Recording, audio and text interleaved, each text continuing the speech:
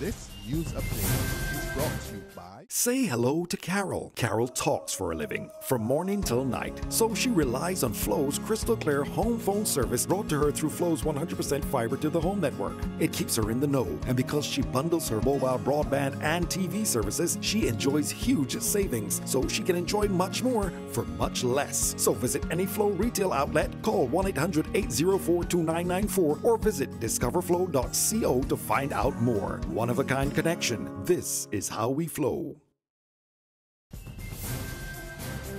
It's Tuesday, April 19, and time for your Barbados Today afternoon update. Thanks for joining us. I'm Kamar Jordan.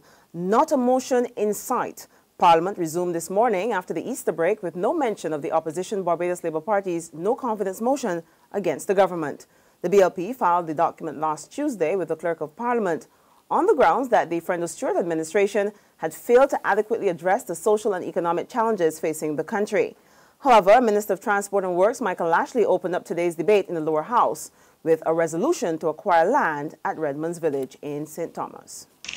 This resolution under the Acquisition Act is for the public purpose of improving the road infrastructure under the Roads Traffic Safety Project. Because this project came about as a result of the growing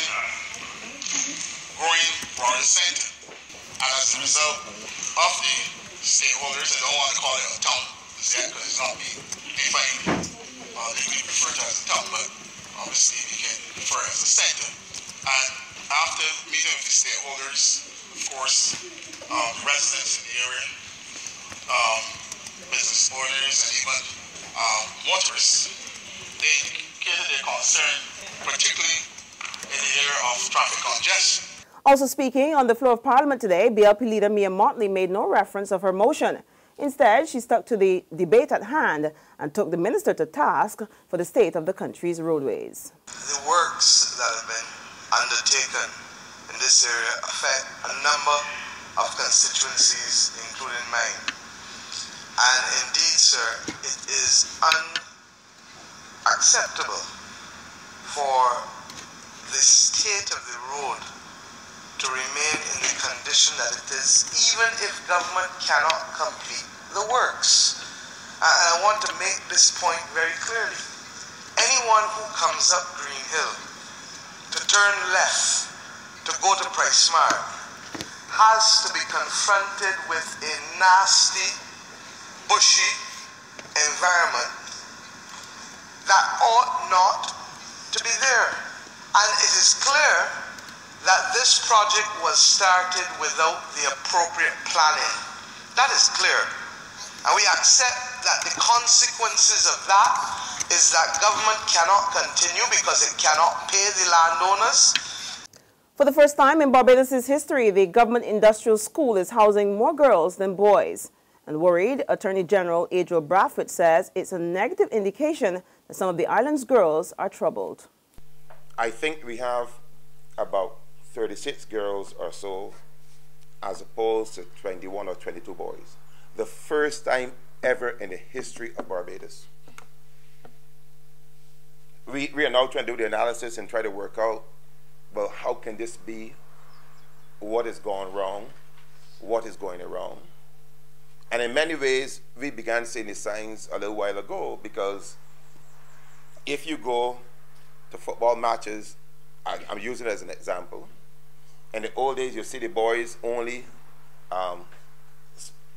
with a spliff in the hand, etc., etc. Nowadays, you see the boys and the girls, and the boys and the girls with their children. That's it. You're seeing more girls involved in fights in the bus stands and fights at school, etc. And 13 and 14-year-olds fighting over big men, you know, etc. Right?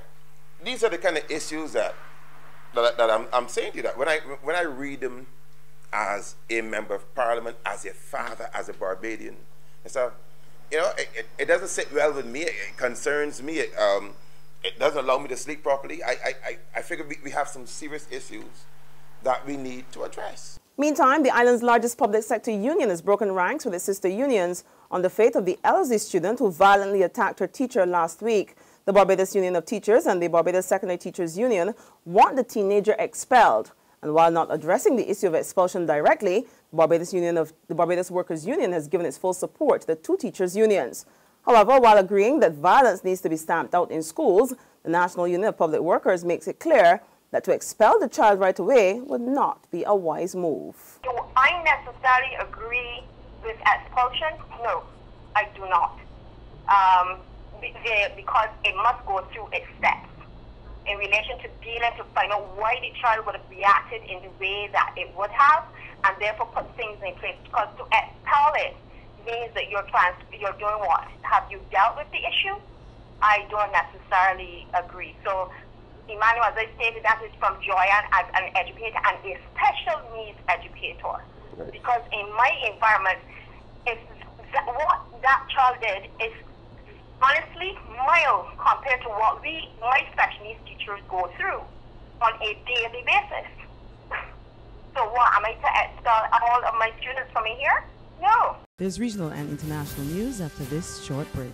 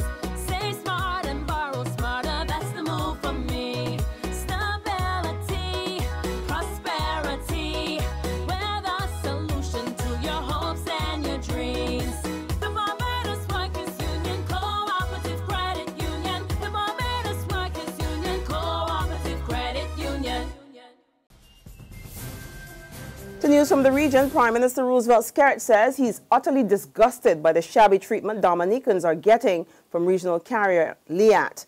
His position is contained in a strongly worded letter that was sent to the Antigua-based airline LIAT's CEO David Evans on April 8. That was just before Evans resigned from the carrier. Mr. Skerrit's letter was copied to major shareholders of the airline, and in it he demanded an immediate investigation into the cancellation of a morning flight into Dominica on April 8. In addition, the Prime Minister's called for an urgent meeting of the shareholders to discuss what he said was an awful negative attitude towards Dominica by senior personnel at LIAT. Mr. Evans resigned soon afterwards, but it is not unclear whether the letter from Skerrit played any part in his decision to leave the carrier. Over in St. Lucia, former Micoud North MP Janine Compton-Antoine says she will make a second bid as an independent candidate to represent the constituency. Compton-Antoine, she is the daughter, of course, of the late founding father of St. Lucia, that's Sir John Compton. She's a member of the opposition United Worker Party in her last installment, but now she says she'll be supporting the People's Movement for Change. She calls herself the People's Candidate for Micoud North. Former United Workers Party Micoud North MP Janine Compton-Antoine says she will kickstart her campaign on Sunday, April 24th, with an endorsement rally and the official unveiling of the Micoud office. Compton-Antoine, who caused the stir on the local political scene in 2011 when she parted ways with the party founded by her father, says her decision to vie for the seat is an answer to the cries of the people. The movement is the people's movement because the people of Micoud North asked me to run again in this upcoming election, and they would like to endorse me. So we will be having this endorsement function, and also we will be having an historic activity. I can't give too much details about it, but it's something that has never happened in St. Lucian politics, and it will be happening on Sunday. So I urge everyone to come out and be part of it. Compton-Antoine is confident that she has what it takes to win the Micoud North seat, now held by leader of the parliamentary opposition, Dr. Gail Rigobert. On the international front, at least 28 are dead and 329 more injured following a huge explosion in the Afghan capital of Kabul.